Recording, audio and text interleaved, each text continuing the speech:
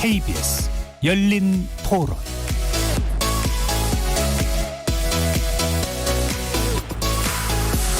안녕하십니까. KBS 열린 토론 정준희입니다.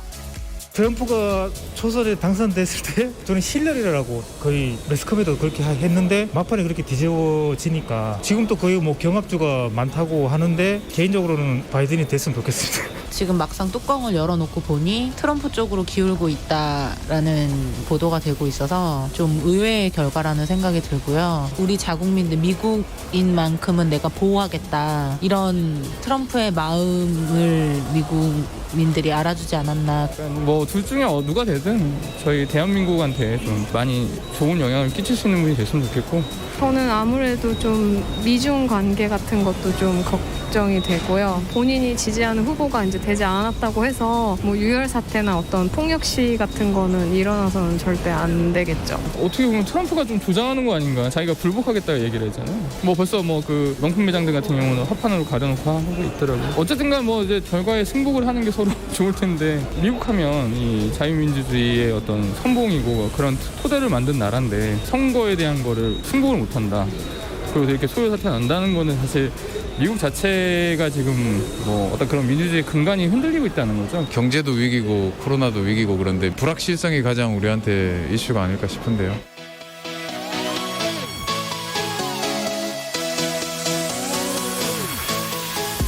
거리에서 만나본 시민들의 의견 어떻게 들으셨습니까? 트럼프 정부의 연장일까요? 새로운 바이든 행정부의 탄생일까요? 미국 현지 시각으로 3일 대통령 선거가 실시됐고, 여론조사의 예측과는 달리 결과를 모를 개표 상황이 전개되고 있습니다. 경우에 따라선 아주 골치 아픈 장면이 연출될지도 모르는 일인데요. 우리 방송사들도 오늘 하루 앞다퉈 개표 상황을 실시간으로 전하고 있습니다. 그만큼 미 대선 결과가 우리나라에 끼치는 영향이 크다는 반증이겠죠.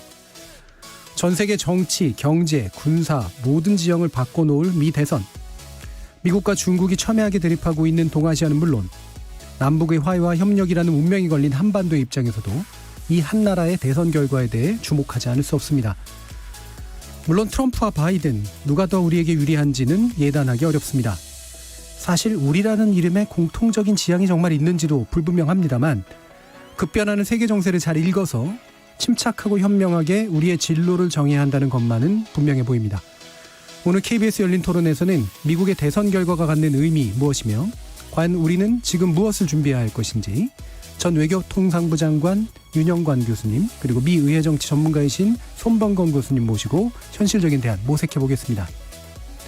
KBS 열린 토론은 여러분이 주인공입니다. 문자로 참여하실 분은 샵9730 누르시고 의견 남겨주십시오. 단문은 50원, 장문은 100원에 정보 용료가 붙습니다. KBS 모바일 콩, 트위터 계정 KBS 오픈, 그리고 유튜브를 통해서도 무료로 참여하실 수 있습니다. 날카로운 의견과 뜨거운 참여 기다리겠습니다. KBS 열린 토론 지금부터 출발합니다. 살아있습니다. 토론이 살아있습니다. 살아있는 토론, KBS 열린 토론. 토론은 라디오가 진짜입니다. 진짜 토론, KBS 열린 토론.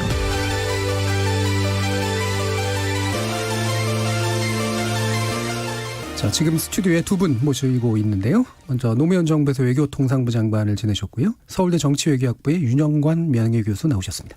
네, 안녕하세요. 자, 그리고 중앙대 정치국제학부의 손병건 교수 나오셨습니다. 네, 안녕하세요. 청취자 여러분들도 다양한 의견 부탁드리겠습니다. 자, 저희가 이 토론 준비하면서 혹시라도 결과를 둔 토론이 아니라 중계방송이 되지 않을까 약간 염려한 측면이 있었는데, 뭐 중계방송은 아니겠습니다만 아직까지도 이제 안개 속에 있는 그런 상태인 것 같습니다. 현재까지의 이제 미국 대선 진행 상황 어떻게 이제 보고 계시는지 먼저 두 분 의견 여쭙고 시작하겠습니다. 먼저 윤 교수님께 여쭐까요? 예. 여론조사 결과보다도 트럼프 후보가 선전하고 있는 거를 보고서 예. 미국 사회가 얼마만큼 그 분열과 심각한 상태에 지금 놓여 있는지를 실감을 할 수 있었습니다. 지금 여러 가지로 보았을 때 트럼프 후보가 절대로 유리할 수가 없는 국면인데, 코로나 상황도 그렇고 경제 문제도 그렇고 인종 문제도 그렇고, 그럼에도 불구하고 경합주라고 불리는 펜실베니아, 미시간, 위스콘신에서 상당히 생각보다 예측보다 트럼프가 선전을 하고 있는 것 같아서 예. 아직 우편 투표는 개봉이 아직 완전히 안 된 상태고 좀 기다려 봐야 되겠습니다만은 미국의 어떤 양 후보를 지지하는 그 그룹들 간의 간격이 굉장히 아주 심각하다라고 예. 하는 걸 좀 느꼈습니다. 예. 그러니까 실제 그러니까 트럼프 대통령이 선전하고 있는 건 정치적으로 불리한 조건에서도 결국에 이제 예. 진영의 어떤 싸움이기 때문에 이와 같은 결과로 가고 그렇습니다. 있다. 예. 이렇게 보시는 거죠. 예. 손백은 교수님 어떠신가요? 전체적으로 지금 윤 교수님 말씀하신 대로 중서부지방에서 예상보다 굉장히 선전을 하고 있는 걸 보면 몇 가지 이제 어떻게 그런 결과가 나왔을까 여기에 대해서 이제 생각을 해보게 되는데 일단 여론조사가 여러 가지 보정을 거쳤다고는 하지만 예. 여전히 좀 문제가 있다. 예. 이런 생각이 하나 들고요. 그다음에 샤이 트럼프가 이번에 굉장히 누가 지금 샤이 하겠느냐 이런 얘기를 하지만 여전히 그 샤이 트럼프를 못 잡아낸 측면이 있다. 이런 것이 하나 또 있고요. 그다음에 의외로 우편 투표에도 이건 정확하게 지금 공화당 민주당 지지자들이 우편 투표 비율이 어떻게 되는지는 모르겠지만 압도적으로 과연 민주당이 2대1 이상 3대1 이상 이렇게 많았는가 요것도 한번 나중에 통계 수차를 통해서 공화당이 그렇게 아주 적진 않았다 하는 생각도 지금 추측으로 들고요. 무엇보다도 그 현장 투표 나온 게 백인들이 굉장히 결집해서 나왔다. 예. 이런 생각이 듭니다. 그래서 의외로 공화당이 뭐라 그럴까요? 이 지상전, 보병전, 그다음에 도어 투 도어 노크를 하면서 투표 동원을 한 것이 좀 주요하지 않았나 하는 생각이 인상적으로 듭니다. 예. 그럼 송 교수님은 지금 이제 지켜보시면서 누구나 다 이제 주목을 하고 있긴 합니다만 어떤 주의 결과가 가장 좀 결정적인 것 같다 이렇게 보세요? 지금 현재는 미시간의 결과가 가장 결정적이지 않겠느냐. 예. 잠깐 말씀드리면 우리가 기준 연도를 하나 잡아야 되지 않겠습니까? 2016년을 기준으로 한다고 하면 그때 힐러리 클린턴 후보가 얻었던 득표가 232. 이렇게 돼서 지금 위스콘신은 약간 바이든이 앞서가기 시작하고 이 추세가 유지된다고 하면 위스콘신에서 10표를 더 얻으면 242가 됐죠. 예. 그다음에 이제 나머지 펜실베니아가 지금 격차가 상당히 있어서 이 결과가 어떻게 될지는 모르겠습니다만 만에 하나 그게 이제 트럼프 쪽으로 굳어진다고 하면은 이제 미시간주의 16표 예. 이것이 이제 굉장히 관건이 되는데 이 16표가 들어오게 되면 258표가 되고 현재 아리조나를 2016년도에 트럼프 후보가 이겼는데 거기를 되찾아오면 269. 적어도 이까지 가게 되면 일단 동률이 되니까 예. 지금 위스콘신을 이긴다고 하는 가정하에 지금 미시간이 지금 70% 조금 넘게 개표가 됐는데 그 결과가 이제 내일쯤 혹시 나올까요? 그게 이제 16표의 예. 결과가 굉장히 좀 주목해 볼 필요가 있다 이렇게 생각이 됩니다. 예, 미시건 그리고 위스콘신 다 사실 위쪽에 붙어 있는 네. 주들인데 이게 결정을 하게 될지는 사실 참 예상을 못했던 측면도 있었던 것 같은데요.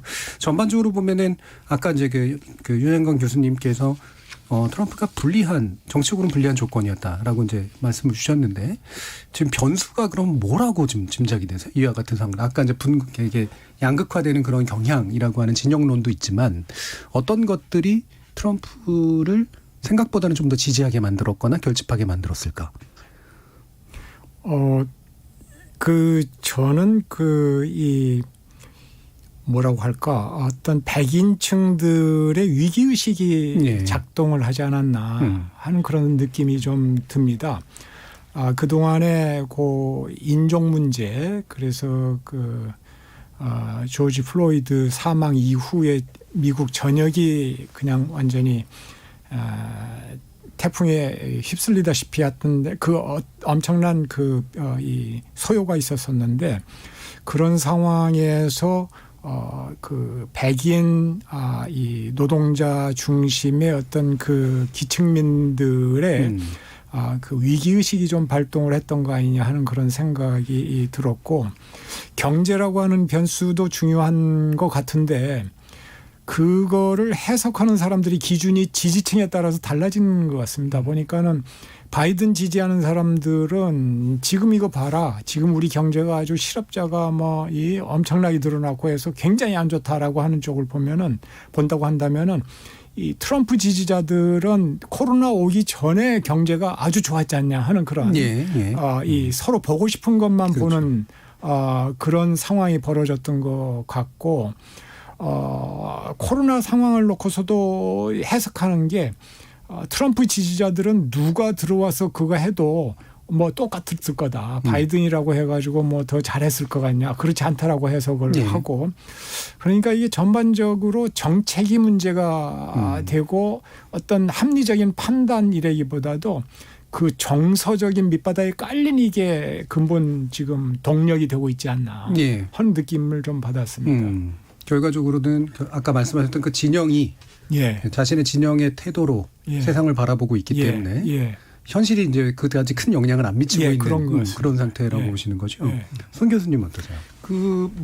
윤 교수님 말씀하신 거에 비슷한 생각을 가지고 있습니다. 이제 위기의식이라고 하는 건데 그 위기의식을 조금 더 좀 깊이 한번 들어가 볼 것 같으면 뭐냐면 오바마 8년이라는 걸 우리가 생각하지 않을 수 없다. 이게 소위 그 버락 후세인 오바마라고 하는 미들네임을 좀 백인들이 좀 강조하는 측면이 있는데 오바마 8년이 과연 어떤 것이었느냐. 지금 다문화주의, 그다음에 개방적인 이민 정책, 그다음에 이제 뭐라고 할까요. 늘 또 뭐 백인 가운데 많은 비율을 차지하는 그 개신교도, 복음주의 개신교도는 메리 크리스마스 이렇게 늘 부를 수 있었는데 그거를 해피 할러데이로 불러라고 하는 거. 이건 어떻게 보면 굉장히 백인들이 소중하게 여기는 전통에 대한 도전이거든요. 그런 어떤 그 이런 것이 있고 쭉 그 인구 변화가 있지 않습니까? 굉장히 큰 거거든요. 그렇죠. 미국 전체가 이제 캘리포니아 같이 백인이 소수화된다. 이런 생각들 이런 것이 오바마 8년에 굉장히 심화가 됐다. 그러면 이제 바이든이라고 하는 사람 누구냐. 뭐 캠페인 할 때도 지금 오바마가 사실상 아바타 같이 도와준 건데 이건 오바마 8년의 연장이다. 이렇게 보는 것이 굉장히 그 보는 백인들이 많은 것 같습니다. 그래서 어떤 백인의 위기의식 조금 더 이제 뭐 복음주의자들이 많으니까 핵심 지지층 그런 사람들 볼 때는 기독교 국가로서의 미국의 정체성 이런 것이 굉장히 심각하게 흔들린다. 조금 넓게 보면 유럽 국가 유럽의 문명을 가진 그 거기에 뿌리를 둔 국가로서 미국의 정체성이 마구 흔들리고 있다. 그러니까 이건 미국의 땅인데 왜 미국에서 우리가 정말 좋아하는 성탄절에 메리 크리스마스 못하느냐 이런 정서 그런 불안의식 이런 것들이 굉장히 깔려 있는데 트럼프가 그것을 이 뭐라고 할까요? 그 불안을 굉장히 그 잘 활용하면서 유권자의 결집과 동원에 성공했다. 저는 그렇게 생각이 됩니다. 그러니까 어찌 보면은 미국의 미래를 놓고 두 가지 대립하는 비전이 지금 서로 부딪히고 있는 거예요. 굉장히 심하게 부딪히고 있다. 이렇게 아주 생각합니다. 심각하게 부딪히고 있는 것 같습니다. 정점이 아닌가 그런 생각이 듭니다. 백인들은 과거에 그 60년대, 70년대 그야말로 그 사람들이 보기에 위대했던 백인 주도의 미국. 그렇죠. 이거를 원하는 것이고 이 이제 오바마나 이 바이든 이쪽의 진영에서는 현실을 인정을 하고 다원주의적인 그러면서 그 안에서 이렇게 조화가 이루어지는 또 다른 미국 이거를 원하는 것이고 뭐 그런 굉장히 심각한 비전의 충돌인 것 같습니다. 그런 것 같습니다. 일종의 이제 뭐 그것도 정체성의 정치학이라고 볼 수가 있을 것 같은데 과거에는 다수파였던 백인이 관용을 통해서 다양성 사회를 구축하는 정도였다면 과거에는 지금은 다양성을 논의하면 자신이 이제 소수가 돼버리는 소수가 될 수가 있는 거죠. 그런 상황이 되니까 확실히 또 이번에 이제 지금 현재까지 나오고 있는 것들을 보면 뭔가 다양하고 다원주의적인 것들을 지향하냐 그렇지 않냐에 따라서 선거 결과가 확실히 좀 지향들이 많이 다르게 나타나는 것 같아요. 그러면 이게 또 한 가지 좀 이렇게 그럼 송 교수님께 질문을 드릴게요. 아까 샤이 트럼프 말씀을 해주셨는데 예전에는 그게 이제 표집에서 안 잡히거나 또는 뭐 가중치를 좀 잘못 줬거나 아니면 사실은 이제 속으로는 지지하면서도 안 밝히는 사람 이른바 이제 거짓말을 하거나 안 드러내는 사람 정도로 읽혔는데 지난 4년의 뭐 과정을 통해서 샤이가 뭐 더 이상 샤이할 필요가 없다라는 게 이번에 전제였었잖아요. 지금의 샤이 트럼프는 그럼 어떤 의미로 좀 보는 게 좋을까요? 뭐라고 할까요? 거기다가 조금 더 샤이가 샤이할 수 있는 이유가 나름대로 좀 늘어났다는 측면이 있지 않습니까? 왜냐하면 특히 금년 1월부터 팬데믹이 굉장히 강하게 미국에서 이제 미국 자체 내에서 이제 외국 다녀오지 않은 사람 가운데서 환자가 발생을 하고 그런 상황에서 이제 트럼프 대통령은 그 치명성을 알고도 지금 그 레이지라고 하는 책에 의하면 알고도 지금 묵과하고 소셜 디스턴싱이나 락다운을 하게 되면 지금 경제가 성장하지 않는다고 해서 이걸 방치한 결과 지금 뭐 그 확진자와 사망자의 절정기에 지금 대선이 치러진 거 아닙니까? 예. 그런 상태에서 자기가 지지하는 대통령, 미국의 생명을 굉장히 가볍게 보는 대통령을 자기가 지지한다고 얘기하기가 상당히 좀 더 어려워진 상황이 아닌가 그런 생각이 듭니다. 일반적인 어떤 트럼프 대통령의 스타일, 뭐 이렇게 거침없이 이야기하는 거, 과거의 스캔들 이런 것에도 불구하고 그를 지지한다고 하는 그런 샤이 플러스 지금 이 팬데믹 상황에서 미국인의 생명을 존중하지 않는 대통령을 지지한다고 하는 거. 이거 만약 샤이가 있다면 지금 여전히 그런 샤이는 조심할 수밖에 없지 않나 하는 생각이 듭니다. 그러니까 코로나 상황이 만들어낸 사실은 좀 이제 겉으로 대놓고 말하기 어려운 그런 것들이 있는데 그런 것들이 있는 거죠. 그게 더 추가가 된 측면이 그거에 있다. 추가된 측면이 있다. 그것도 이제 재미있는 해석이라고 좀 볼 수가 있을 것 같네요. 그러면 지금 이제 진행되고 있는 그런 이제 투표 과정에서, 그러니까 그 개표 과정에서 좀 문제로 좀 나서고 있는 게 아까도 이제 트럼프 대통령이 4시쯤에 그 발표를 했잖아요. 한국 시간으로. 이게 이제 분명히 뭔가 연막을 치고 있는데, 네. 그렇죠? 우편 투표를 승복하지 않겠다라고 하는 어떤 선언의 표시인 것처럼 받아들이도 될까요? 우편 투표는 일단 들어온 것은 예. 일단 그 공개를 하고 개표를 다 해야 되는 게 맞는데 지금 아까 정확히는 못 봤지만 트럼프 대통령이 연방대법원으로 가져가겠다고 하는 것은 뭐 시점은 정확하게 얘기를 안 해도 일단 내가 지금 얘기하는 순간 이때까지 온 이후의 것은 지금 카운트하지 말자. 예. 혹은 뭐 구체적인 내용은 없죠. 혹은 오늘 자정 넘은 거, 그 뭐 이제 시간대별로 다르겠지만 자정 넘은 건 투표하지 말자. 그거는 요번 개표 들어가기 전에도 그런 얘기를 했었죠. 예. 그래서 그 이미 투표는 11월 3일이나 그 전에 했지만 늦게 들어온 투표로 인정하지 말자는 얘기가 아니라 지금 그 전에 투표해도 나중에 온 표가 있을 수 있는데 오늘 안에 개표가 안 되는 거는 무조건 투표하지 말자. 그거는 좀 받아들이기 힘들다라고 생각을 하고 그런 것을 과연 11월 3일과 그 이전에 투표한 것이 오늘 개표가 안 되면 개표를 하지 말라고 하는 주장을 연방대법원이 받아들일 것이냐. 그거는 좀 간단치는 않다고 생각합니다. 예. 네. 이게 이제 과거에도 뭐 이런 이제 전체 총선 투표와 그다음에 주별 선거인단에 의한 어떤 결과가 달라서 생긴 일들이 꽤 있었지만 이번에도 뭐 혹시라도 그럴 수 있을지 모르겠는데 이렇게 이제 대통령이 먼저 나서가지고 이렇게 아예 딱 선을 그어버리는 그런 행동들을 하는 거는 상당히 유례가 없는 일이잖아요. 예. 예. 대단히 특이한 예. 경우죠. 그러니까 아마 어찌 보면은 트럼프 대통령의 지난 4년의 행적도 그렇고 지금 취하고 있는 행적도 어찌 보면은 일관성이 있습니다. 그래서 끝까지 어떤 자기가 원하는 방향으로 밀고 나가고 거기에 장애 요인이 되는 것들은 전부 다 무시해버리는 그런 상황이 지금 전개가 되고 있는데 아까 우리 손 교수님이 얘기하신 거에 이어서 저는 이 대법원에서 어떤 판결을 내리느냐 만약에 거기까지 간다면은 그게 아마 미국 민주주의에 엄청나게 심각한 영향을 줄 것이라고 봅니다. 그 어떤 의미에서는 최후의 보루가 될 거라고 보는데 아무리 뭐 이제 거기에 보수 쪽 가까운 대법관이 6명이고 진보 쪽이 9명이라고 하더라도 예를 들어서 최근에 임명된 그 대법관이라든지 다른 보수 쪽의 대법관들이 이렇게 미국 국민들이 그동안에 지켜왔던 관행이라든지 제도가 요구하고 있는 거라든지 그걸 무시하면서 트럼프의 무리한 주장에 손을 들어준다면 그야말로 이제 미국 민주주의는 어떤 의미에서는 상징적으로 이 보루가 무너지는 그런 효과를 가져올 거 아닌가 해서 상당히 걱정이 되고 또 이 주시를 해야 될 그 상황인 것 같습니다. 그러니까 지난번에 이제 엘거 부통령의 경우는 이제 정치의 선에서 그러니까 신사도를 이제 발휘해서 제도를 지켰다면 이번에는 사실 트럼프가 스스로 그걸 무너뜨렸기 때문에 그렇죠. 여기 이제 법원에 의해서 이제 결국은 제도를 지킬 것이냐 말 것이냐 문제까지도 혹시라도 갈지 모르겠다라는 말씀이신 거죠. 예상은 대충 어떻게 하세요? 진로는? 어떤 지금 1월 10일 저기 갈 때요. 그게 이제 우리 뭐 지금 관건이 되는 그 주 중에 하나가 펜실베니아 아닙니까? 그렇죠. 근데 펜실베니아가 2번의 어떤 판결이 있었죠. 이 투표하기 전날. 뭐 이제 거두절미하고 그 3일 지금 저기 11월 3일 투표일 지나서 3일 안으로 오는 투표는 11월 3일이나 그 전에 투표를 했으면 받아들이겠다 하는 것에 대해서도 지금 트럼프 대통령이 굉장히 연방대법원이 그렇게 인정해 주겠다 했을 때 트럼프 대통령이 굉장히 연방대법원을 비난했죠. 어젠가 그저께인가 마지막 유세에. 근데 그것만 해도 조금 시비거리가 될 수는 있을 수도 있다고 봅니다. 예를 들어서 투표를 했는데 이게 지금 3일 이후에 지금 들어오는 것에 이제 시비를 걸었다면 그거는 뭐 그것도 말이 안 되지만 고려해 볼 수가 있는데 이거는 지금 개표가 안 된 거. 그 이전에 투표가 되고 오늘 들어왔는데도 개표가 안 된 거.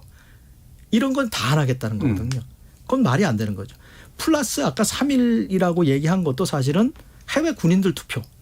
이런 거는 통상 늦게 이 개표가 도착하고 늦게 되거든요. 그러니까 해외에서 뭐 배달하는데 시간 꽤 걸릴 텐데. 근데 그거를 투표를 안 한다.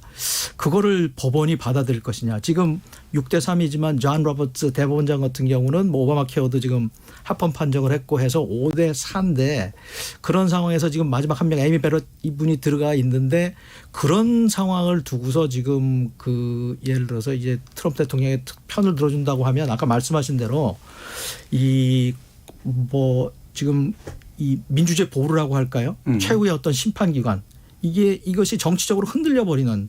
그래서 트럼프 대통령이 그 선거 유세 마지막에 펜실바니아에 대한 그 3일 이후의 투표까지 우편 투표까지 받아주는 것을 연방대법원이 일단 잠정적으로 인정해 준 걸 비판한 것도 전 정치적인 압력이라고 봅니다.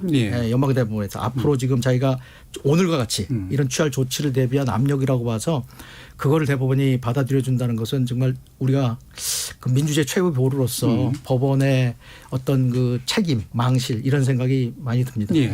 지금까지 이제 말씀 주신 것들 이렇게 쭉 모아 보면 사실 이제 현재 미국이 그래도 이제 자유권의 어쨌든 리더십을 가지고 있었고 어느 정도 이제 국제 정세에서 그래도 도덕적인 뭐 여러 가지 뭐 반발들이 있긴 했지만 그래도 자유민주주의를 만들어서 그거를 성공적으로 운영해온 국가.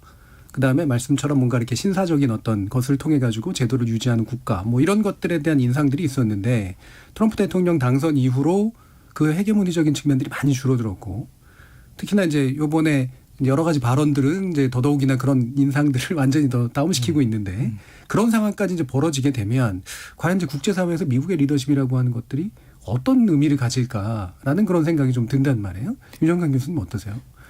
저는 상당히 타격을 받을 것이라고 봅니다. 바로 그런 것을 우려해서 바이든 후보가 줄곧 그 주장해온 것이 민주주의를 회복시키겠다. 그리고 그 민주주의의 리더로서 미국의 위상을 되찾겠다. 또 그 과정에서 민주주의 하고 있는 그런 나라들과 연대해가지고 함께 반민주주의적인 그런 규범 체계를 가지고 세계 질서를 어지럽게 하는 나라들, 예를 들면 뭐 러시아라든지 중국이라든지 이런 나라들을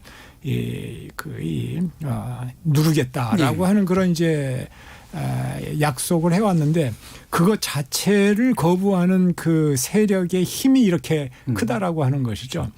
그러니까 만약에 이런 상황이 이제 벌어져서 만약에 이 경우에 바이든이 패배를 한다 그러면은 미국의 국제정치적인 어떤 위상, 어떤 그동안의 자유민주주의 질서의 리더로서의 위상 이거는 완전히 추락할 것이라고 보고 그거는 역설적으로 중국 같은 나라들 또는 러시아 같은 나라들 권위주의 또는 포퓰리스트 국가 뭐 이런 나라들의 주장에 특히 중국의 주장에 힘을 실어주는 그런 결과가 될 거라고 봅니다. 그래서 세계 질서 전반이 아주 어려워지는 혼돈 속에 빠지는 그런 상황이 되지 않을까 좀 걱정이 됩니다. 성 교수님. 좀 뭐 윤 교수님하고 굉장히 뭐 거의 같은 생각입니다. 그 전후 국제 질서라는 게 뭐 우리 흔히 하는 말로 규칙이나 규범, 제도에 기반해 있는 질서고요. 거기서 이제 미국이 그 질서를 만들었고 그 질서 안에서 소위 자유주의 국가들이 그 서로 협력을 하면서 많은 혜택을 누렸는데 미국이 만든 질서를 2016년에 트럼프가 들어오면서 다자적 질서를 다 붕괴시키고 그러면서 이제 그 국내적으로는 백인 민족주의 그다음에 대외적으로는 미국 제일주의 우선주의를 추구하면서 동맹관계라고 하는 것이 굉장히 심각하게 손상을 입었고 또 한미 관계에서 지금 뭐 이왕에 만들어졌던 FTA를 다시 뭐 수정을 하고 지금 뭐 주둔 부담 미군 그 주둔 비용에 대한 뭐 터무니없는 압박 뭐 상식적으로 말이 좀 안 되죠. 그런 압박이 있고 참 이 금기 시대던 주한미군 철수 이런 얘기도 지금 하고 있는데 그런 이야기들을 하면서도 뭐라고 할까요? 뭐 4년이라고 하는 거는 일종의 미국이 그동안 자기가 고생을 했다 국제 사회를 위해서. 그러면 이제 국내에 뭐 공화당 보수주의 세력, 백인들의 어떤 이런 근심, 우려, 뭐 이런 것, 억울함 이런 걸 풀어주는 뭐 유예 기간을 우리가 인정해 줄 수 있다. 뭐 그렇게 볼 수 있지만 또 들어와서 이게 이제는 뭐 하고 싶은 대로 하지 않겠습니까? 재선도 없고. 예. 그렇죠? 지금 이제 4년 중임하면 재선도 없는데 이런 상황에서 계속해서 트럼프식의 어떤 그런 정치가 이루어진다면 정말 세상이 각자 도생을 하는 거고 각자 도생이라고 하는 거는 힘 있는 사람을 믿게 되는 것이고 그러면 민주주의 연대도 없고 강국에 붙고 국제적인 규범이나 제도라는 건 별 의미가 없어져서 그야말로 그 뭐랄까 세계가 참 케이오스 혼돈의 세계로 들어가지 않을까 그런 우려가 정말 큽니다. 예. 그러니까 지금 이제 그 트럼프 대통령에 대한 지지를 어쨌든 강하게 진영적으로 하는 그 미국 백인들의 어떤 마음을 읽어보면 예를 들면 뭐 다원주의니 그다음에 자유니 뭐 그런 평화니 이런 질서를 하기 위해서 지불하는 미국의 비용이 너무 높다. 우리는 우리끼리 좀 잘 살고 싶은데 이런 식의 생각들이 좀 강하게 있는 것 같거든요. 어떠세요? 이렇게 국제 질서하고 이제 미국의 어떤 국내 이익하고라는 관점에서 봤을 때 이런 식의 그 미국 백인들의 판단 같은 것은 어떻게 해석해야 될까요? 그 저는 결국 미국 민주주의 시스템의 뭐라고 할까 한계라고 표현을 해야 될지 거기에서 문제의 그 출발을 보는데요. 사실 지난 한 20-30년 동안 세계화가 진행이 되고 이른바 그 신자유주의 질서 하에서 세계화가 진행이 되고 거기에서 빈부격차가 심해지고 거기에서 이제 피해를 본 그룹이 이제 트럼프 후보 지지자들인데요. 네, 그 그렇죠. 저학력 백인 그렇죠. 노동자들 러스트벨트 중심으로 해가지고 그 동안에 뭐 민주당 정부가 됐던 그 공화당 정부가 됐던 간에 민주주의가 제대로 돌아갔더라면은 이 사람들이 그렇게 고통을 받고 힘들어하고 커뮤니티가 붕괴되어 가고 그럴 때에 굉장히 노력을 해가지고 이 사람들의 복지를 강화해주고 직업재훈련을 시켜주고 그러면서 함께 그 서바이브 할 수 있는 그런 것들을 갖다 만들어 줬다고 하면은 그 분노가 여기까지 올라오지는 않았을 겁니다. 네. 근데 그 분노를 다스리지 못했고 결국은 그거를 이제 트럼프 후보는 활용을 해가지고 2016년 당선이 된 거라고 봐야 되거든요. 네. 그래서 이거는 어떤 의미에서는 그 미국 민주주의의 어떤 한계점을 여실히 보여주고 있는 것이고 이게 지금 위기 상황이다라고 하는 점이고 만약에 바이든 후보가 당선이 된다고 하더라도 미국 민주주의를 회복하고 리더가 되고 국제 질서를 갖다가 이렇게 주도해 나가기 위해서는 바로 그 국내적으로 그 소외받은 그런 계층들의 분노를 예. 잠재울 수 있을 정도의 심도 깊은 개혁을 해야 됩니다. 근데 과연 그 개혁을 할 만한 그 동력을 정치적인 동력을 이렇게 분열이 돼 있는 상태에서 바이든 대통령이 만약에 당선이 된다면은 그걸 동원해낼 수 있을까? 이제 그런 의미에서 저는 이제 상원을 누가 다수당을 차지하느냐 그게 좀 주목을 하고 있습니다. 예, 만약에 상원을 민주당이 잡는다 그러면은 아무래도 좀 그 이 개혁을 본격적으로 추진해서 이 혼란스러운 이 미국 내의 그 상황을 좀 이게 그 고쳐나가는데 동력이 붙을 수 있을 것이다라고 하는 생각을 해보죠. 예. 그러니까 기존에 이제 민주당에 의해서든 공화당에 의해서든 사실은 미국의 불만이 누적된 건 민주주의의 결핍 때문인데 그 선택을 민주주의, 그러니까 마치 이제 그 민주주의의 결핍의 문제에서 찾지 않고, 즉 개혁에서 해답을 개혁에서 찾지 않고, 예. 그러니까 트럼프 대통령과 같이 이렇게 뭔가 대중의 어떤 불만을 이용하려고 하는 그런 정치에 투신하는 하면서 거죠. 외국 탓을 하고 예. 이민자 탓을 하고 남 탓을 하게 되고. 그렇죠. 예. 예. 그게 지난 4년간의 행적입니다. 예. 송 교수님도 마찬가지시네. 그게 이제 우리가 흔히 말하는 포퓰리즘 아니겠습니까? 그렇죠. 예를 들어 이제 뭐 민주당, 그다음에 자유주의적인 미디어, 워싱턴 기득권 세력, 월가, 이제 이민자들, 예. 뭐 소수인종 이런 사람들이 이제 뭐랄까 거대한 하나의 무슨 음모 집단을 만들어서 이 나라의 주인인 우리 백인들 하나님을 잘 섬기고 성경을 읽고 유럽적인 문명을 참 우리의 전통으로 고수하려고 하는 우리 건국의 아버지들의 정신을 온전히 이어받는 우리를 지금 공격하고 있다. 그러니까 손님이 쉽게 말해 가짜는 손님이 들어와서 어중이 또중이 손님이 들어와서 주인들은 나가려고 하고 있다라고 하는 그런 어떤 프레임이라고 하죠. 그런 걸 만들어가지고 적과 동지를 쫙 갈라서 내가 저 친구들 쫙 몰아낼 테니까 도와달라. 나는 당신들 보호하겠다. 그게 이제 화끈한 건 있죠. 예. 화끈하고 그런 파퓰리즘이 속을 시원하게 긁어주는 건 있고 절차를 무시하면서까지 뭐 저기 반대하는 사람이 있으면 두드러 패라. 2016년 선거 유세 때 내가 변호사 비용 대주겠다. 갈치하고 환호하죠. 억눌린 백인들의 어떤 분노를 확 뜯어주니까. 근데 거기까지는 좋은데요. 그래서 나타난 정책들 중국 때리고 뭐 여기저기 때리고 그게 과연 트럼프를 지지했던 백인들한테 도움이 되는 것이냐. 예. 지금 서로 사들이는 소비재 물건은 비싸지고 세계 경제는 뭐 예컨대 자기들이 싫어하는 청정 경제로 가고 있는데 트럼프는 지금 탄소 계속 살리겠다. 펜실베니아 그 광산촌 와서 이게 지금 가능한 얘기냐. 그다음에 이민이라는 게 막힐 수가 있는 얘기냐. 그다음에 여기 와서 부모하고 지금 떨어져서 지금 국경에서 지금 아이들하고 부모를 갈라놓는 게 이게 인륜이나 정말 현실적으로 가능한 지속 가능한 얘기냐. 그런 걸 생각해 본다면 이 정책이라는 게 정말 트럼프를 지지해줬던 백인들한테 정말 득이 되는 거냐. 예. 속은 시원한데 그건 아니라고 봅니다. 그런데도 왜 지지를 했느냐. 이익으로는 내가 손해를 보더라도 그래도 지지한다는 게 무서운 것 같아요. 정체성 정치. 정체성 정치라는 거죠. 우리의 예. 미국의 위상, 예. 내 나라를 지켜주고 있는 트럼프에 대한 어떤 맹목적인 지지. 그래도 좋다는 거죠. 이게 참 무섭다. 그런 생각이 듭니다. 그리고 이제 거기에 덧붙여서 사실은 그거를 뒤집을 수 있을 정도로 그 진영의 어떤 논리라든가 아니면 포퓰리즘적인 것을 좀 깨줄 수 있을 만큼 미국의 리버럴들이나 민주당 후보가 충분히 좀 개혁이나 비전을 보여주지 못했다라고도 이해할 수 있지 않을까요? 그렇죠. 그러니까 예. 왜냐하면은 그거는 이제 그 정책이라는 측면하고 뭐 이번 같은 경우는 후보자의 어떤 정치적 입장이라고 하는 두 가지 측면에서 볼 수가 있는 것 같은데요. 네.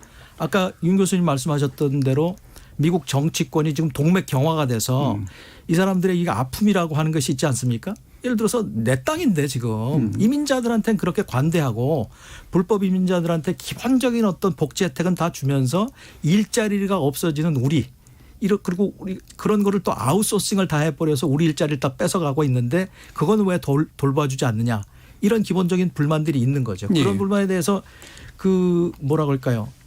이제 리버럴이나 민주당 측이 잘 도와주지 못했던 측면이 있고 그래서 이제 이런 불만들이 계속 쌓이면서 이번에도 이제 이런 사건들이 굉장히 터지게 됐다 이런 생각이 듭니다. 아까 유 교수님이 이제 상원이 그래도 이제 민주당이 좀 다수가 되면 그래도 어느 정도 이런 불만을 좀 잠재울 수 있을 개혁이 좀 가능할 거라고 이제 본다라고 이제 말씀하셨는데 실제로 그런 역량이나 비전이 좀 있다고 생각하세요? 저는 뭐 상원이 민주당이 상원 다수를 차지하게 되면은 과거에서처럼 공화당이 무조건 반대. 예. 행정부가 추진하는 그 모든 정책에 대해서 반대하는 그런 양상은 상당히 좀 피할 수 있을 거라고 봅니다. 예. 예. 그런데 이제 한 가지 걱정은 그렇게 되면은 그 분열의 그 심도가 더 깊어지는 거 아니냐 이렇게 우려를 하는 예. 사람도 있더라고요. 그래서 이게 이제 완전히 그 분열이 그 고착화되는 어떤 그런 상태가 되기 때문에 토머스 프리드만 같은 사람들은 보니까는 그런 얘기를 하더라고요. 상원 100석 중에서 51석만 민주당이 이기고 예. 공화당은 49석 그 정도면은 좋지. 너무 이렇게 큰 차이가 나면 곤란하다 이런 얘기도 하고. 그러니까 필요한 법을 통과시킬 정도는 미국을 가지는. 그러면 지금 이제 그 말씀해 주신 걸 들어보면 이제 뭔가 개혁하려는 행정부와 그거를 이제 법으로 이제 통과시켜 주는 상원 사이에 뭔가 이렇게 공조가 좀 있어야 그 개혁 작업이라든가 이런 것들이 원활할 텐데 현재까지 이제 그게 잘 안 됐었다는 이제 그런 말씀이시잖아요. 예. 지금은 이제 하원이 어쨌든 민주당이 이제 우세한 상태고 이제 상원은 이제 거의 좀 반반 정도 되는 그런 추세인 것 같은데 이것도 이제 어떤 식으로 결론이 날지 좀 봐야 될 것 같고요. 뭐 2부로 이어지기 전에 2부의 실제 내용하고 연관이 돼 있기 때문에 이제 좀 질문을 드리는데 뭐 이거 참 너무나 대중적인 질문이긴 합니다만 쑥스럽긴 한데 누가 되는 게 유리한가 뭐 이런 것들이잖아요. 한국의 입장에 있어서 이게 뭐 반드시 유불리만 따지기가 좀 어려운 면도 좀 있지만 그래도 어느 정도 장단점의 그 측면에서 이렇게 좀 갈라볼 건 있을 것 같은데요. 윤 교수님 어떠세요? 예, 그런 것 같습니다. 트럼프 대통령이 재선이 되게 되는 경우에는 우리 쪽의 입장에서 좀 기대해 볼 만한 거는 아직도 트럼프 대통령과 김정은 위원장 간에는 인간적인 예. 관계가 유지가 되고 있습니다. 그래서 그걸 언제든지 활용할 수 있는 가능성이 열려 있다라고 하는 것이죠. 그리고 그런 맥락에서 이 하노이 회담에서 실패했는데 합의를 이끌어내기가 실패했는데 그 연장선상에서 다시 한번 시도를 하면은 이른바 스몰 딜이라고 하는 네. 그런 것들을 끌어낼 수 있을 것 같다라고 하는 생각이 듭니다. 근데 이제 미국하고 북한하고의 어떤 그 관계가 그런 측면인데 트럼프 행정부 하에서는 문제는 뭐냐면 트럼프 대통령이 바라보는 그 동맹의 그 시각이 예. 동맹은 그동안에 이 미국과 동맹이라고 하는 거를 내세워가지고 속으로는 경제적인 이득을 이렇게 편취했던 그런 존재들이기 때문에 절대로 믿을 수 없다. 뭐 그게 나토가 됐던 그렇죠. 뭐 한국이나 일본이 됐던 그런 생각을 가지고 있기 때문에 조금 그런 측면이 불안합니다. 예를 들어서 뭐 미군 철수는 그 사람의 어떤 뭐 신념 비슷한 건데 막 한반도의 평화적인 장치가 튼튼하게 마련이 된 상황에서 미군 철수 뭐 그건 뭐 받아들일 수 있는 건데 그게 아니고 아주 그 준비가 안 된 상태에서 이제 그런 조치들 취한다든지 뭐 이런 해가지고 장단점이 있고 바이든 대통령의 경우에는 동맹의 가치는 상당히 강조를 합니다. 네. 그리고 한국이 민주주의 국가로서 경제 발전도 이룬 미국 동맹 중에 가장 성공한 케이스 중에 하나라는 식의 관념이 강하기 때문에 이 동맹의 중요성은 인식을 하고 있는데 대신 이 사람이 들어서면 이제 민주주의라고 하는 거를 회복하겠다. 민주주의와 동맹이라고 하는 거를 강조한다라고 했을 때 한국에 대한 그 민주주의 국가로서의 협력, 참여 이런 것들을 강조를 많이 할 것 같습니다. 대신 북핵 변수, 북핵 문제와 관련해 가지고는 상당히 깐깐하게 나갈 것 같습니다. 이 상향식의 어떤 협상 스타일로서 협상 전문가들이 미리 다 협상해 가지고 이제 합의할 만하면 그때 뭐 김정은 위원장 만나겠다 이런 식으로 나가는 거 아니냐 하는 그런 생각이 들어서 시간이 상당히 오래 걸릴지도 모르고 뭐 좀 불확실성이 있다라고 봤을 때 이렇게 좀 장단점이 양쪽 진영이 있는 것 같습니다. 그러니까 미국 관계 개선 측면은 트럼프 쪽이 좀 낮고 하지만 이제 한미 동맹 또는 동맹 국가의 관계 측면에서는 바이든 쪽이 그렇습니다. 조금 더 나은 그런 양면이 좀 둘 다 있는 것 같은데 한 가지만 더 추가로 질문드리면 일각에선 그러더라고요. 트럼프 대통령이 재선하고 난 다음에는 미국 관계 안 신경 안 쓸 거다 뭐 이런 식의 예상을 하는 사람들도 있던데. 그런데 트럼프 대통령은 노벨상을 되게 타합니다. 그거는 뭐 뭔가 성과는 남기고 싶어한다. 예, 물론이죠. 업적을 남기고 싶어하고 뭐 지난 몇 달 동안 또 그 중동 지역 한 두세 개 나라들하고 이렇게 뭔가 성사를 시켰거든요. 그런 것들도 그렇고 뭐 해서 아마 그 북한 문제는 뭔가 외교적 성과를 거두어내서 내가 이렇게 평화를 위해서 노력을 했다. 이게 나의 업적이다라고 아마 내세우기를 원할 겁니다. 그래서 그 동력은 저는 있다고 보고요. 아마 이제 김정은 위원장이 좀 유연하게 이 회담에 임한다면 그리고 미국이 원하는 거를 호응을 해준다면은 저는 타결 가능성은 있다고 봅니다. 자, 이렇게 이제 윤 교수님께서 진단해주신 미국 관계 문제랑 그다음에 한미 동맹의 문제에서 약간 장단점이 서로 엎치락뒤치락 갈리는 이 부분, 손 교수님은 어떻게 판단하시나요? 뭐 유 교수님이 그 부분은 다 말씀을 하셨고 제 생각에 이제 조금 뭐 관점을 달리하면 우리 민주주의라고 하는 거 있잖아요. 자유민주주의 이런 것들이 있는데 트럼프가 만약 여기서 재선이 된다. 그러면 뭐 우리가 지금까지 알고 있는 어떤 권위주의, 민중주의, 백인 민족주의 이런 것들이 견제받지 않고 승리를 해서 계속 나간다 하는 이런 메시지를 굉장히 던져줄 것 같습니다. 그런데 이제 바이든이 승리한다고 하는 것은 그걸 견제하려던 노력이 이제 성공한다. 그다음에 이제 뭔가 힘이 결집이 되면 언제든지 민주주의 절차를 파괴하고 규범을 파괴하고 어떤 특정 인종 중심으로 세상을 꾸려나가고 거기에 이제 자기가 리더가 돼서 뭐 부정적인 방향으로 세상을 변화시키는 것은 안 된다. 우리가 기본적으로 제2차 세계대전 이후에 번영과 평화를 이끌어왔던 것이라고 하는 것이 자유고 민주주의다라고 하는 메시지가 글로벌하게 다시 살아나지 않을까. 저는 좀 그렇게 생각을 합니다. 그래서 그 여파가 굉장히 클 거다. 당장 뭐 동맹국인 한국도 그렇고 유럽도 그렇고 그런 생각을 좀 해보게 됩니다. 예, 그 바이든 후보가 이제 장단점이 분명히 있긴 있지만 그래도 국제적으로든 한국과의 관계 문제에 있어서는 민주주의를 다시 돌린다, 그렇죠. 되돌린다라고 하는 측면이 가지는 파급 효과가 제일 좀 클 것 같다.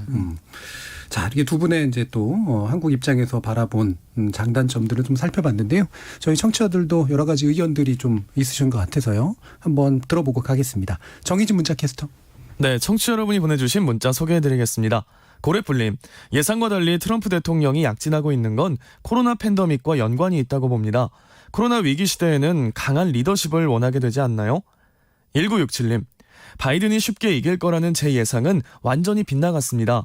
세계적인 이슈보다는 자국 경제를 우선하는 미국인들의 마음을 이제는 이해할 수밖에 없을 것 같네요. 이창섭님, 트럼프 대통령이 다시 당선된다면 문명의 퇴보, 서부 시대로의 역사적 획입니다. 물론 전 우편 투표를 통해 바이든 후보가 이길 것으로 전망합니다.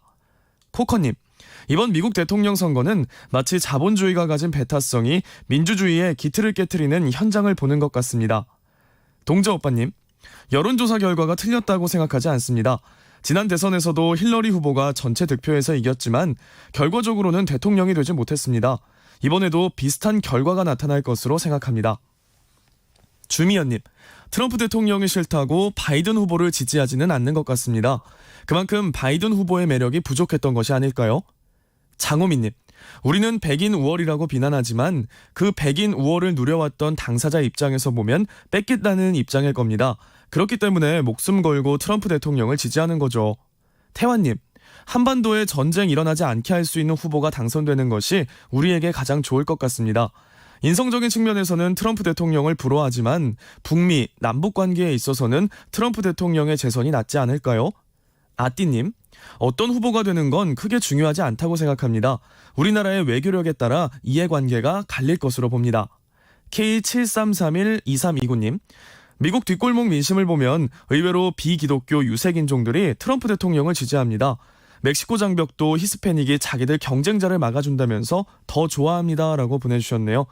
네, 이 시간은 영상으로도 생중계되고 있습니다. 유튜브에 들어가셔서 KBS 1라디오 또는 KBS 열린 토론을 검색하시면 지금 바로 토론하는 모습 영상으로 보실 수 있습니다. 지금 방송을 듣고 계신 청취자 모두가 시민 농객입니다. 계속해서 청취자 여러분들의 날카로운 시선과 의견 보내주세요. 지금까지 문자캐스터 정희진이었습니다. 토론이 세상을 바꿀 수는 없습니다. 하지만 토론 없이 바꿀 수 있는 세상은 어디에도 없습니다.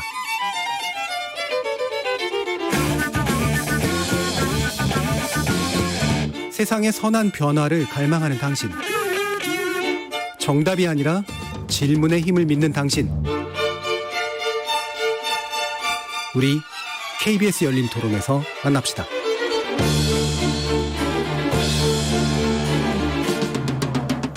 KBS 열린 토론, 오늘은 미국 대선을 놓고 두 분의 전문가 모셨습니다.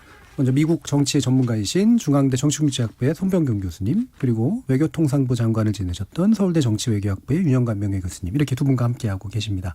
아까 청취자분께서 이제 주셨던 의견 중에 뒷골목 민심은 약간 다릅니다. 그러면서 비기독교 유색인종들이 트럼프 대통령을 지지합니다. 이제 이런 식의 얘기도 해주셨는데, 저도 보니까 한인 1세대들, 그러니까 이민 1세대들 중에 공화당이나 이제 트럼프 대통령을 은근히 지지하시는 분들을 보면 앞으로 들어올 이민은 좀 막아줬으면 좋겠다. 근데 이미 이민 와 있는 사람들은 좀 잘 살았으면 좋겠다. 뭐 이런 관점에서 하는 경우들도 좀 있는 것 같더라고요. 어느 정도라고 보세요, 송 교수님? 비기독교 유색인종. 비기독교 유색인종. 그러니까 그러니까 기독교 백인이 아닌 사람들도 네. 은근히 이제 트럼프를 지지하는 경향이 있다. 이제 이런 얘기를 하네요. 비기독교 유색인종이 트럼프를 지지한다. 보통 유색인종은 뭐 전반적으로 뭐 유색인종이라고 하면 흑인, 예. 그다음에 히스패닉 이렇게 얘기할 텐데, 저는 조금 생각이 나는데 흑인은 아니고요. 예를 들어 유색인종 가운데 히스패닉 중에서 히스패닉들이 다 카톨릭은 아니고 그 복음주의 히스패닉들이 있을 수 있지 않습니까? 예. 그런 예. 사람들은 일반적인 히스패닉보다는 트럼프 대통령에 대한 지지가 높을 거라고 생각합니다. 물론 백인 복음주의 개신교보다는 지지율이 떨어지지만 보통 흑인이나 이런 사람, 이 흑인 같은 인종보다는 어떤 히스패닉 복음주의자들이라면 조금 그 어떻게 카톨릭보다는 트럼프 대통령에 대한 지지율이 높을 수는 있다. 뭐 그런 생각은 듭니다. 예. 그 이른바 이제 비백인 같은 경우에도 종교적 성향이라든가 기타 이해관계에 의해서 일정한 지지는 나올 수 있으나 다수는 아니라고 이제 판단하시는 거고요. 예. 뭐 이런 식의 이제 이것도 아까도 이제 잠깐 말씀 나눴던 것처럼 과연 우리 여론조사라는 게 어떻게 진행해야만 되는 걸까? 이건 표집을 잘하면 되는 걸까라는 이제 그런 식의 저도 이제 비슷한 연구를 하니까 이제 늘 고민을 하게 되는데 이거는 좀 더 넓혀서 보면 이제 민심이 도대체 뭔가라고 하는 그런 문제하고도 좀 연결이 되는 것 같고요. 상당히 이제 좀 곤란하고 어려운 주제인 것 같습니다. 아까 이제 일부 끝에서 말씀 나눴던 거하고 좀 연결해서 다시 또 이야기를 좀 나눠보고 싶은데요. 또 한 가지 좀 제가 윤 교수님께 질문을 드리고 싶은 게 한미동맹 또는 동맹관계, 다자관계를 굉장히 중시하는 게 이제 바이든 후보의 특징인데 일각에서는 실제로 중시하는 건 미일동맹이고 한미동맹은 사실 그렇게 중시하지 않는다. 결국에는 오바마 정부가 했던 것처럼 일본과의 관계 속에서 예속적으로 한국을 좀 보게 될 거라고 생각한다. 이런 식의 이제 비판적인 관점을 가지고 계시는 분도 있더라고요. 어떻게 생각하시나요? 그 미국의 지정학적인 차원에서의 그 아시아 전략이라고 하는 것이 뭐 일본을 중요하게 생각을 합니다. 그러나 꼭 그 일본과 미국 간의 미일 동맹의 하위 체계로서의 한미 동맹이다. 저는 그렇게 보지는 않습니다. 이 바이든 후보 같은 경우에 한국 문제에 대해서 굉장히 중요하게 생각을 하고 또 한국이 어떤 의미에서는 미국에게 중요한 일본을 지켜주는 전방기지고 또 미국이 중요하게 생각하는 한국을 지켜주는 후방기지가 일본이다라고 하는 그런 관점에서 보고 있다고 봐야 된다고 생각을 하고요. 그런 맥락에서 제가 오히려 신경 쓰는 것은 바이든 후보가 대통령으로 당선되면은 한일 간의 어떤 그 분쟁이라든지 이거 좀 빨리 좀 해결하고 서로 협력을 했으면 좋겠다라고 하는 압력이 아마 더 들어올 겁니다. 이거는 트럼프 때하고 또 다른 양상인데 트럼프 대통령 때는 그냥 방관을 했거든요. 한국과 일본이 그렇게 나가는데도 불구하고. 그렇죠. 근데 이제 민주주의 동맹이라고 하는 차원에서 미국의 똑같은 민주주의 동맹 국가인 한국과 일본이 그렇게 싸우는 거는 좀 보기 안 좋다. 이 좀 같이 협력을 해서 잘 나가자라고 하는 그런 아마 어떤 의미에서는 권고나 이런 것들이 들어올 수 있다고 저는 봅니다. 예. 아마 그런 우려를 하시는 분들의 주로 근거로 되는 게 오바마 행정부 시절에 일본을 좀 더 중시하지 않았냐. 그리고 그것 때문에 위안부 합의도 그런 식으로 만들어진 거 아니냐라고 하는 얘기하시는 분들도 있단 말이에요. 그리고 이제 그게 정확한 판단인지는 모르겠습니다만 또 이제 일부 또 반대하시는 분들은 그 당시에 이제 박근혜 정부가 사실은 미국과 일본 사이에서 한국의 어떤 입지를 제대로 외교적으로 해결하지 못했기 때문에 또 생긴 문제다라고 이제 반론을 펴시는 분도 있는 것 같은데 지금 조건이라면 어떻게 좀 될 것 같으신가요? 저는 위안부 협상에서 미국의 영향이라고 하는 거가 과연 그렇게 중요했었나 저는 그렇게 보지는 않습니다.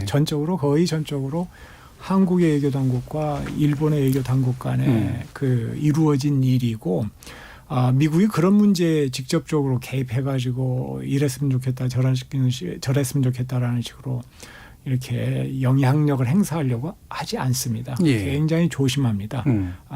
그 사람들의. 그래서 저는 결국 우리 정부가 얼마나 잘하느냐 이게 가장 중요한 변수이지 얼마든지 이슈에 따라서는 미국의 어떤 뭐라고 할까 공감대를 갖다가 우리가 끌어낼 수도 있는 거고 또 그렇지 않을 수도 있는 거고 저는 우리가 하기 나름이다 그렇게 봅니다. 기본적으로 이슈별로 다르겠지만 자 이렇게 한미동맹, 한미일동맹 이런 것들에서 이제 미국 대선 결과가 또 어떤 식으로 좀 전개되리라고 보시나요, 성 교수님? 그 뭐라고 할까요? 바이든 대통령은 바이든 후보가 지금 그 대통령으로 당선된다고 하면 예. 그 일단 기본적으로 그 북한에 대한 어떤 그 이런 그 정책에 있어서는 조금 트럼프 대통령보다는 트럼프 대통령 어떤 탑다운 방식 이런 것보다는 실무자 중심으로 뭐 윤 교수님도 어떤 그래서 그런 글을 쓰시니까 실무자 중심으로 운영할 가능성이 굉장히 크기 때문에 하나하나 정책을 따져가면서 꼼꼼하게 이제 짚어가는 스타일로 이제 움직여 나가고 예. 보통 이제 그 이제 실무진들의 이야기를 경청하면서 움직여 나갈 거기 때문에 객관적으로 볼 때 이제 좀 북한이 상대하기에는 어떤 의미에서는 그 어긋장이 나게 되면 트럼프가 좀 더 뭐 불같은 면이 있을지도 모르겠지만은 어떻게 보면은 그 이 자근자근 절차를 밟아가고 따져가는 스타일로 볼 때는 바이든 후보를 상대하기가 이제 간단치는 않을 거다 이렇게 생각이 되고 오히려 이제 그 뭐랄까 북한 입장에서 본다면은 그 트럼프 대통령이 이제 당선이 되면 탑다운 방식으로 움직여 나가는 거니까 한국 입장에서도 지금 뭐라고 할까요? 북한하고 이제 대화를 모색하고 이렇게 해서 일단 좀 평화 국면을 만들어 가려고 노력하는 측면에 있어서는 지금 정부라면 뭐라 그럴까? 이제 트럼프 대통령의 정책이 계속 그 유지되기를 바라서 뭐 좀 그런 정도가 있지 않을까 그런 생각이 듭니다. 예. 그러니까 북한과의 관계 문제에서요. 네. 예. 그렇죠. 한 가지만 추가를 좀 하자면은 바이든 대통령 후보가 올 3월 달에 포린 어페어즈에 그 자기 이름으로 기고한 게 있습니다. 근데 거기 보면은 북한 문제를 어떻게 하겠다라고 하는 게 한 서너 줄 나옵니다. 근데 재미있는 포인트가 두 개가 있는데 하나는 거기에 분명하게 이야기한 것이 협상가들한테 그 위임을 하겠다. 인파워라고 하는 표현을 씁니다. 이게 바로 이제 아까 얘기 나온 상향식 접근 방법, 실무자들을 중요하게 생각하겠다라고 하는 것이고 또 하나 주목할 만한 포인트는 미국의 동맹들 그리고 중국까지도 함께 협력해 가지고 공동의 목표인 비핵화를 추구하겠다라고 하는 구절이 나옵니다. 이건 어찌 보면은 북한 미국 간의 양자 협상으로만 이걸 해결하는 것이 아니고 일종의 다자의 어떤 협상들 과거의 육자회담과 같은 틀을 모색하겠다라고 하는 그런 의지가 조금 있는 거 아니냐 하는 해석이 가능하다고 봅니다. 그래서 이런 가능성도 우리 정부 정책 결정자들이나 아마 좀 신경을 써야 될 겁니다. 앞으로 어떤 식으로 전개가 될지. 그래서 이제 차근차근 밟아가는 이제 상향식 접근 아마 장기적으로 시간이 좀 더 많이 소요되겠죠. 그리고 다자간 협상, 아무래도 육자회담까지도 염두에 두고 기존 틀이 이제 사실은 다시 이제 바뀌면서 예전 것들이 또 다시 불려오는 이제 그런 상태가 벌어질 것도 지금 우리나라 이제 당국자들은 또 예비를 해야 되지 않냐라는 그런 의견이신데, 그리고 또 한 가지 이제 바로 이제 중국과의 관계잖아요. 중국과의 관계가 뭐 일각에서는 이제 트럼프가 너무 세게 하고 있긴 하지만 바이든이 되더라도 미국의 기본적인 어떤 분위기는 중국은 여기서 잘라야 된다. 여기서 더 이상 싹을 없애야 된다라고 하는 그런 태도이기 때문에 크게 뭐 갈등 관계가 달라질 것 같지 않다라는 전망도 내놓기도 하더라고요. 어떻게 보시나요? 어떤 중국에 대한 어떤 그 적대 의식이라고 할까 이거는 일종의 그 초당적인 컨센서스가 형성이 되어 있습니다. 미국 안에서. 그런데 이제 중국에 대한 적대감의 그 기저가 트럼프 대통령과는 조금 다를 거라고 저는 봅니다. 트럼프 대통령은 주로 경제 측면에 몰두해가지고 중국을 비난을 했고 압박을 했다면은 거기에 플러스해가지고 바이든 후보의 경우에는 이 뭐라고 할까 가치, 이념 이 문제가 게재가 되어 있습니다. 그래서 이거는 중국은 인권을 유린하고 소수민족을 압박을 하고 하는 그런 민주주의가 아니고 권위주의고 이거를 전 세계적으로 확산시키려고 하는 거에 대한 또 이 경계심과 어떤 그 반대 의견이 상당히 강합니다. 그래서 어찌 보면 트럼프 못지않게 반중적이지만 다만 그 또 국제 무대에서 함께 협력하는 것이 필요한 분야, 예를 들어서 기후 변화라든지 무슨 뭐 전염병 퇴치 문제라든지 경제 위기 문제라든지 이런 글로벌 이슈를 놓고서는 또 협력을 할 모색을 하는 그런 또 측면이 동시에 이렇게 나타나지 않을까 하는 그런 생각을 해봅니다. 그러니까 바이든 후보 같은 경우에는 가치 문제까지 더해져서 어떤 면에서는 더 셀 수도 있지만 또 다른 면에서 이제 글로벌 협력을 강조하는 입장에서는 또 외려 중국과 뭔가 이렇게 동반자 관계를 일부 또 남겨놓을 가능성 두 가지가 또 있다고 판단하시는 거네요. 송 교수님은 어떠세요? 저도 뭐 기본적으로 윤 교수님하고 비슷한 생각입니다. 이제 뭐 스타일의 차이라고 할까요?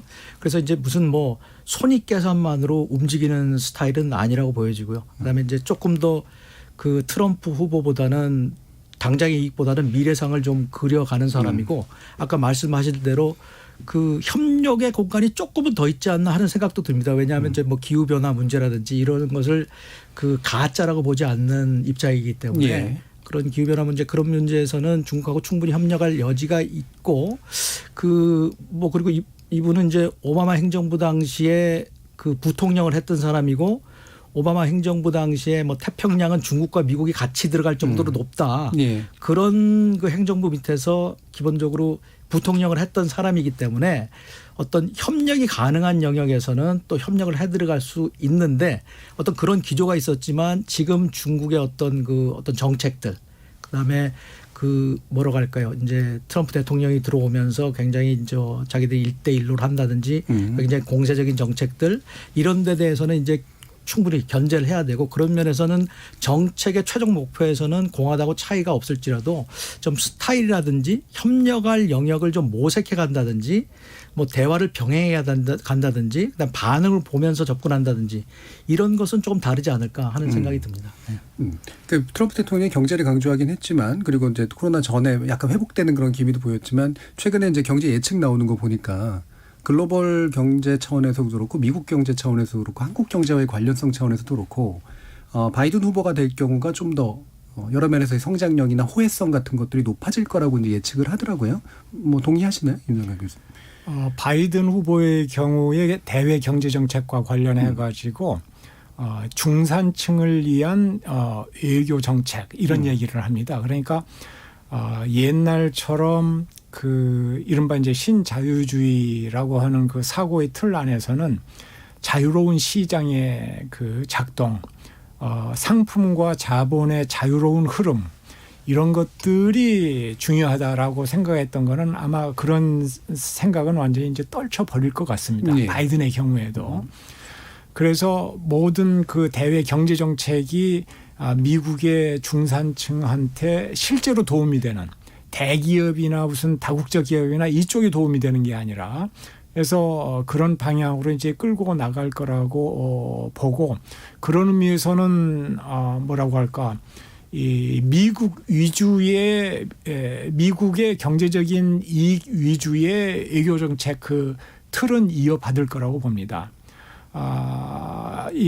그러면서 이제 같은 그 이른바 그 뭐라고 할까 그 생각이 같은 그런 나라들을 연합을 해가지고 중국의 경제 정책 중에서 잘못된 것, 지재권을 갖다 준수하지 않는다, 기술을 탈취한다 이런 것들 부분에서 압박을 해나가려고 하는 그런 노력을 해나갈 거라고 저는 보고요.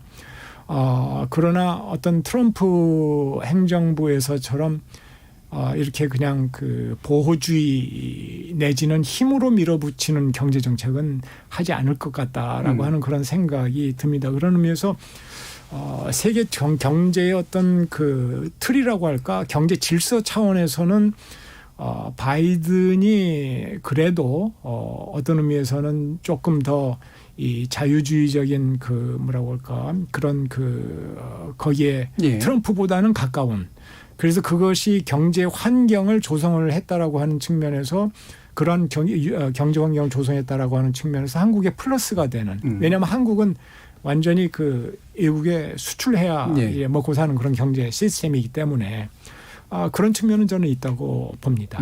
바이든의 경우에. 문득 드는 질문이어서 갑자기 드린 질문이긴 한데 WTO 체제가 트럼프 대통령 하에서는 상당 부분 이제 뭐 약간 망가졌다고 해야 되나 그렇잖아요. 지금 유명희 후보가 또 관련이 돼 있는데 또 지금 벌어지고 있는 상황은 이제 중국에 대한 반대 형식으로 해가지고 약간 한미 간에 약 공조 비슷하게 되는 그런 상황인데 혹시라도 트럼프 대통령이 재선되거나 또는 바이든 후보가 당선될 때 이 WTO 제재도 어느 정도 좀 변화가 예상되시나요?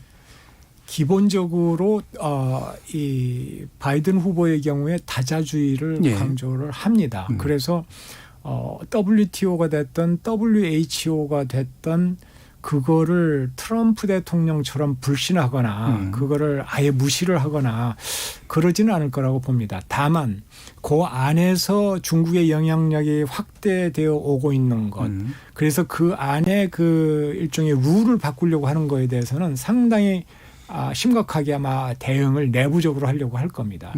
그러나 그 다자주의의 어떤 그 입장에서 만들어진 그 세계 기구 이런 것들에 대한 어떤 그 존중이라고 할까, 그거는 트럼프보다는 훨씬 더 유지가 될 것이다. 저는 그렇게 예측을 해봅니다. 유명희 후보는 어떻게 될 것 같으세요? 현재는 불리한 입장 상태고요. 불리한 그렇죠? 입장입니다. 예. 불리한 입장이고 미국이 우리 후보를 지지를 해가지고 아주 난감한 상황에 그렇죠. 빠져 있는 그런 상황인데 모르겠습니다. 좀 두고 봐야지. 자, 이것도 이제 미국 대선 결과와 함께 또 두고 봐야 될 문제인 것 같고요. 이런 식의 경제, 글로벌 경제, 한국 경제에 관련해서 이제 그 미국의 어떤 대선 결과 어느 정도 좀 전망하세요, 송 교수님? 뭐 크게 뭐 미국이 자기 중산층의 이익을 보호하겠다는 데는 뭐 다 어느 후보 간에 좀 차이가 없는 것 같은데요. 네. 그러니까 뭐 스타일의 차이는 분명히 있을 거고요. 공세적이고 뭐 무슨 사전 예고 없이 뭐 관세를 때린다든지 하는 게 이게 트럼프 대통령 스타일이라면 그 바이든 후보가 만약 당선이 된다면 좀 뭐 본질적인 내용은 비슷하더라도 스타일은 굉장히 좀 달라지는, 사전 모색을 하고 또 이제 카메라가 보이지 않는 데서, 언론이 보이지 않는 데서 이제 뭐랄까 상대방 의사를 타진하고 뭐 이런 것은 있을 것 같습니다. 그리고 이제 뭐 보호무역, 예전에는 이제 프리 트레이드를 자유무역을 해야 되게 하다가 오바마 때는 프리 앤 페어 트레이드, 자유롭고 공정한 무역. 그다음에 지금 이제 보호무역인데 뭐 제가 잘은 모르겠습니다만 지금 트럼프 대통령하고 지금 바이든 후보가 대통령이 된다고 할 때 바이든 후보의 어떤 포지션이라고 하는 것은 트럼프 대통령의 어떤 뭐라 그럴까요? 좀 뭐 보호무역, 관세를 일방적으로 때리고 협의 없이 뭔가 조치를 취하는 것, 이런 것과 과거에 이제 프리 앤 페어 트레이드, 자유롭고 공정한 무역, 그 중간 정도로 어느 정도 포지션을 하지 않을까. 예, 과거 오바마 행정부 때보다는 강하지만 이렇게 상의 없이 예고 없이 그냥 그 본인이 생각을 해서 어떤 뭐 실무진과 뭐 협력도 안 하고 지금 뭐 관세를 막 부과한다든지 그렇게 나갈 것 같지는 않고 그 중간 자유롭고 공정한 무역과 어떤 강한 관세를 뭐 보복 관세를 통한 이 보호 무역, 그 중간의 포지션을 택하지 않을까, 뭐 그 정도 생각이 저는 듭니다. 예. 자, 그러면 이제 아까 이제 중국 문제 얘기가 나와서 다시 좀 돌아가서요. 결국 지금 얼마 전까지 미중 간의 갈등 상황이라고 하는 거는 우리로 하여금 이제 선택을 강요받는 그런 조건이었고, 이게 단기간에 끝날 문제가 아닌 것처럼 또 비춰지기도 하고, 또 북한 문제를 해결하려면 또 북한이 또 중국에 기댈 수밖에 없는 측면, 또 복잡하게 또 얽혀 있어서 유 교수님이 이제 뱀과 같은 지혜가 필요하다 늘 강조를 해오셨는데, 지금 이제 미북 관계, 그다음에 한미 관계, 그다음에 미중 관계에서 우리가 이제 어떤 식의 이제 입지를 가지고 이 문제를 좀 해결하는 것이 좀 필요하다고 생각하세요? 굉장히 중요한 문제인데요. 예. 저는 그렇게 봅니다. 우리가 지금 현재 그 가지고 있는 외교 안보의 틀, 그러니까 미국과의 어떤 동맹, 정치적인 군사적인 동맹, 중국과의 어떤 경제적인 협력이라고 하는 그런 틀을 가능한 한 최대한 오래 갖고 가는 것이 우리에겐 유리하다. 이제 외부적인 상황의 변화 때문에 선택을 강요당하는 게 옛날보다 훨씬 더 강해지고는 있습니다만은, 가능하다면은 이제 그런 틀을 오래 갖고 가는 것이 유리하고, 자꾸 이제 가끔 그런 얘기들이 나옵니다. 빨리 선택을 해야 된다라는 식의. 차라리 빨리 줄 서라. 예. 빨리 편들어라. 어느 쪽이든. 뭐 이런, 저는 조금 그건 아니라고 봅니다. 모든 정치적인 어떤 그 무대에서 가장 중요한 게 타이밍인데 아직 그럴 타이밍은 아니다. 그리고 우리 같은 입지에 있는 나라가 우리 하나만 있는 게 아니고 수많은 나라가 있습니다. 수십 개 국가들이 있습니다. 유럽에, 아시아에. 미국과의 동맹과 중국과의 경제협력 사이에 끼어가지고 고민하는 나라들이. 그러니까 그런 나라들이 어떻게 하는지 예의주시하면서 또 상황이 어떻게 변화해 가는지 그것도 주시하면서 또 그 만약에 그 바이든 후보가 당선되는 경우에 어떻게 미중 관계가 되어가는지도 좀 봐가면서 예의주시해야 된다고 생각을 하고, 가능하다면은 우리 입장에서 가장 좋은 거는 뭐냐면은 이 민주국가, 인권을 존중하는 나라, 또 이 그 시장의 그 이 중요성을 강조하고 다자주의를 강조하는 그런 우리나라의 아이덴티티에 맞는, 정체성에 맞는 그런 외교를 해나가겠다라고 입장을 분명하게 하고, 예. 그리고 동맹과 관련해서는 이제 그 미국한테 솔직하게 이야기를 해야 된다고 봅니다. 우리 한반도의 지정학적인 딜레마상 이 그 군사적으로 미국과 중국이 한반도에서 부딪히면은 한국에게 엄청난 타격이 온다. 과거 역사가 다 그래왔다. 네. 뭐 임진왜란부터 시작해가지고 분단, 뭐 식민지와 한국 전쟁 다 그래왔다.라고 하는 거를 좀 이 고충을 얘기를 하고 그렇게 이야기를 하는 게 좋지 않나. 우리가 동맹으로서 협력을 하겠다. 그리고 이 동맹은 대신 한반도에 한정하는 동맹으로 좀 그 생각을 해주고, 또 이념적인 그 아이덴티티와 관련해 가지고 미국과 함께 가겠다. 그리고 글로벌 이슈를 놓고서 함께 해야 될 때 우리 적극적으로 참여하겠다. 예. 대신 한 가지 당신네들이 이해해달라. 중국을 군사적인 타겟으로 하는 것을 동맹에서 그거는 좀 양해해 줬으면 좋겠다. 안 해줬으면 좋겠다라고 하는 그런 뭔가 그런 요청을 본격적으로 좀 하고, 그러면은 우리의 어떤 외교적인 입지가 훨씬 더 조금 그 나아질 수 있다라고 저는 봅니다. 예. 그 자유. 예. 예. 그런 의미에서 좀 더 솔직하고 그 어떤 그 긴밀한 그런 대화가 한미 간에 필요하다, 그렇게 생각을 합니다. 그러니까 자유라든가 뭐 평등, 그다음에 민주주의, 시장 경제 이런 보편적 가치를 지향하는 건 명확하게 하되, 대신 최대한 시간을 끌면서 우리의 특수한 상황에 맞는 전략적 판단들을 내리는 게 맞다. 너무 일찍 서두르기보다. 그런 말씀이신 거죠.